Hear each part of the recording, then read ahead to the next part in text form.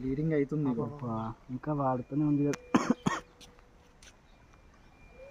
ఉన్నది లేదా 10 నిమిషాలు అనిపిస్తుంది.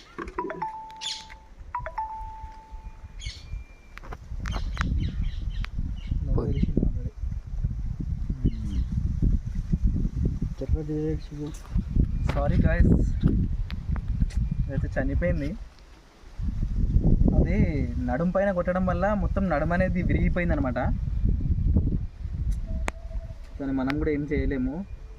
మనకు అయినంత మనం చేసినాం. ఈరోజు హాస్పిటల్ కూడా బంద్ ఉంది. అండ్ మన దగ్గర ఉన్న డాక్టర్స్ బూలు పడతారు, మనకు చేయనికి రాదు. వాళ్ళు చదివింది ఎందుకు మనకు తెలియదు, వాళ్ళకి తెలియదు.